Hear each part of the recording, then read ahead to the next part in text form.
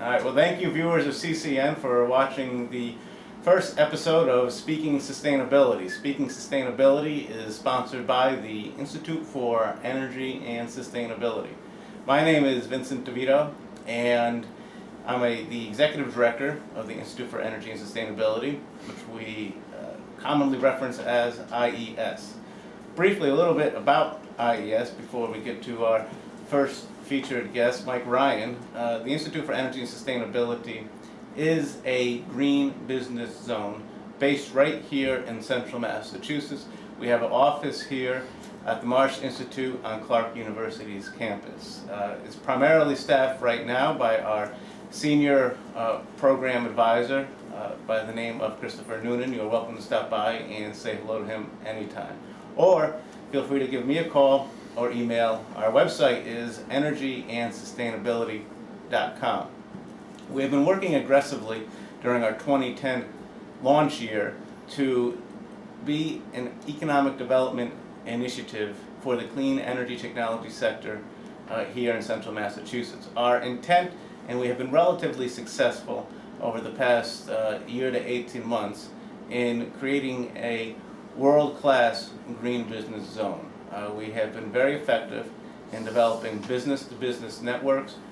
We have had several corporate conferences.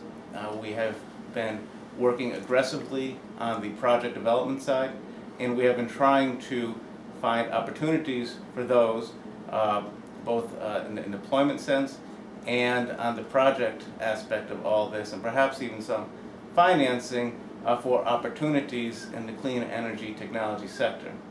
The success of IES is largely based on the will and the resources that are based here, not only at Clark University, but throughout the city and county of Worcester, which is generally our footprint.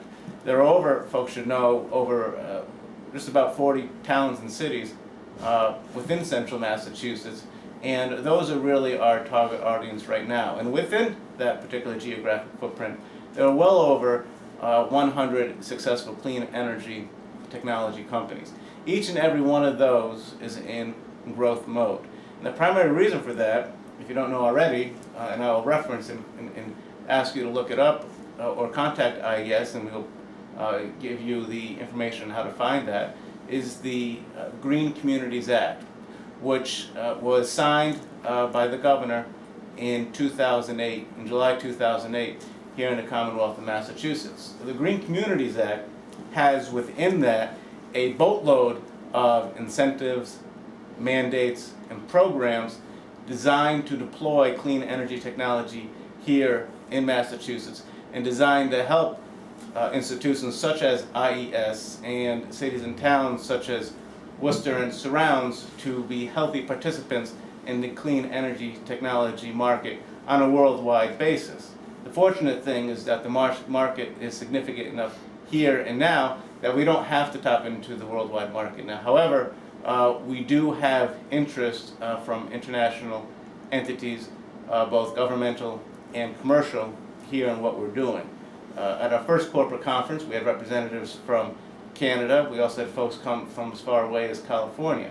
We're also working with a similar type organization in the UK called Set Squared for a investor technology to commercialization type event for later this spring, and we'll be doing some planning meetings later on this month, I believe next week, with those folks. So there's an awful lot going on. That's kind of the framework. The Green Communities Act is not the only program. There's been a lot going on, and we'll start talking with our first guest, Mike Ryan, about this soon at the federal level as well, to help this economy kick in. We're all familiar with the Stimulus Act of 2009, and then there's been talk about doing a mini energy stimulus. Part of that happened before the close of 2010 with the extension of the renewable energy credits and programs. A large part of the wind, solar, hydro development that happens is based on something called the investment tax credit, which can be opted into instead of the production tax credit. These are all items that are serious drivers on the project side, and brings the ability to finance these projects. Because I think it's important, and this is the fundamental of IES, despite the fact that we have enormous environmental attributes wrapped around our activities, none of this truly happens, fortunately or not, without the financial metrics making sense. So it's important to keep in mind that as you watch what IES is doing, or if you explore your own interest in this particular sector in the market, that the financial metrics need to make sense as a constant. And that's a good segue into our first guest, Mike Ryan. He is a guy who pivots right on the top of the commercialization of technology. He's been doing this for over 25 years, or just about 25 years, if that's correct. That's correct. And he has a lot of experience working with both academic institutions, development stage companies, and larger enterprises in this sector.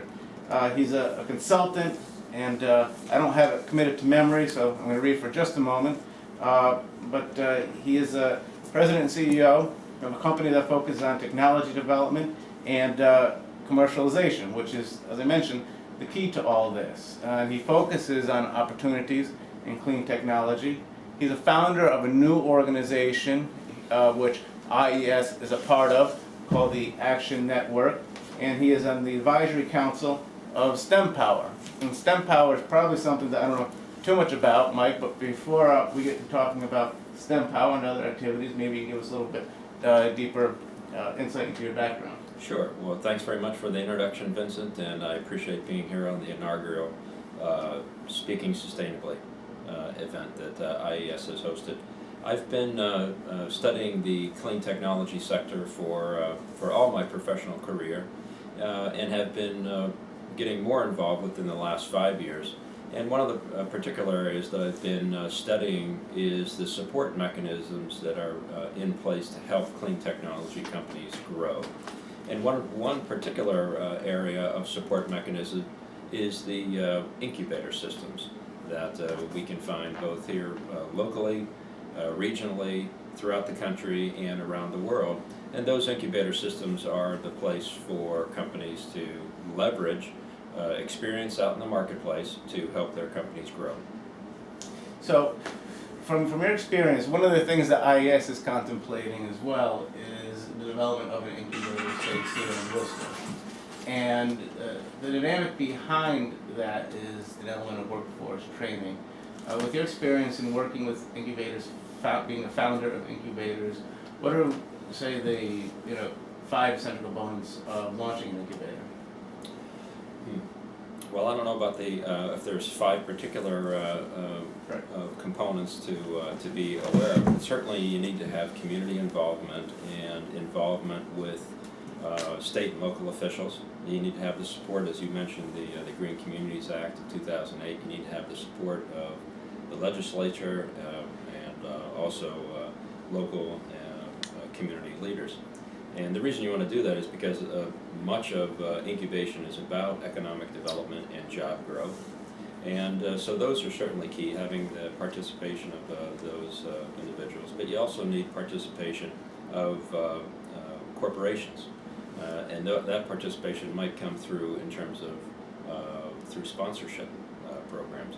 So as clean technologies are being developed, those particular private organizations might have an interest in some of these new technologies that are being developed as part of their portfolio later on in their product life cycles. So it's very important to have both community involvement and public sector involvement, but also private corporations getting involved and perhaps sponsoring the organizations. And then there's the need for volunteering. Volunteering for people that have that are like-minded in terms of moving clean technology forward, and there are opportunities for volunteering in cash-strapped organizations such as incubators comes in the form of developing grants, researching grants and developing grant proposals perhaps, as well as taking operational roles in terms of the interaction with the community from the incubators. And then there's also the interaction of the incubator itself with other incubators, and that's where the Association of Clean Tech Incubators of New England comes in, helping to tie together all the incubators, not only in the state of Massachusetts, but around New England to make the region more competitive. Is it a, if we build it, they will come, or do you have to identify the incubator tenants first before you go about trying to build such an organization? I think it's a little of both. As in all businesses, one of the most important things, as Edison pointed out more than 100 years ago, is the perspiration that gets put into those businesses. You have to have a level of tenacity to make sure that as you envision something, you're going to be able to push through that particular barriers. So the engagement with the community and with the possible researchers that are involved with basic research or applied research or translational development in the community, the incubator staff, so to speak, or those proponents of the incubator need to reach out to that community of technology development and pull them in, while coincidentally pulling in the necessary infrastructure to develop the incubator itself to get it off the ground. So I think it's a dual effort of both the portfolio companies, the early stage companies that might be inhabitants of the incubator, and the whole support network that is going to get the incubator off the ground. They need to come together at a certain point in time. It's best to obviously have tenants in place while the incubator is being launched. Wearing your hat as president and CEO of Accelerate, what do you see right now as kind of the hot opportunities in the clean energy technology sector? Is it on the energy efficiency side? Is it on the renewable generation side? Or is it on the R&D side? And, the human or behavioral sciences, things of that nature. What's the target that seems to be hopping? Yeah, I think energy efficiency goes a long way these days because it can have an immediate effect. Whereas there's a lot of technologies that are being developed. Many of the meetings that I sit in, there are ideas that are in basic research now that might not hit a commercial marketplace 5, 10, 15, 20 years from now, just because of the amount of time and regulatory approvals and so on that might go into effect. So for a real sort of getting traction in the clean economy, energy efficiency is very important now. There's a lot of work being done on building efficiency, commercial space efficiency, whether it's software tools to help manage building efficiency, or coordination across the web, be it at the cloud level, to help monitor and manage building efficiency. From there, though, we have to imagine, I think, that we've got, if we put conservation efforts in place through energy efficiency, we need to have these new technologies being developed in parallel so that they can come in and make step changes and improvements to our energy use and reduce energy demand over time. Smart grid is another area where it's very important. A lot of investment is being made. We've got an infrastructure that needs investment in terms of improving the way energy is delivered to consumers, retail and commercial consumers. So those are some of the areas where there's a lot of attention being paid. And it's just amazing how much $4 a gallon gas will really motivate people to innovate in a variety of different ways and generate or look at generating energy from whether it's hydrothermal vents at the bottom of the ocean, or offshore wind farms, or new advances in solar power.